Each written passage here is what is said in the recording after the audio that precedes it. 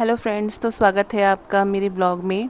तो आज मैं गई थी अपने दोस्तों से मिलने के लिए। हम लगभग 1 डेढ़ साल के बाद मिल रहे हैं क्योंकि सभी अपनी लाइफ में बिज़ी थे। तो ऐसे कभी साथ में बैठने का मौका नहीं मिला, तो हमने सोचा क्यों ना आज हम लंच साथ में करें। तो हम एक रेस्टोरेंट में मिले थे जहाँ हमने बहुत सारी बातें की और हम थोड़ा घूमे फिरे और बहुत इन्जॉय किया और खूब सारी गप्पे मारी। आज हम यहाँ मिले हैं। ये है हमारी फ्रेंड सोनिया मैम और ये है लक्की।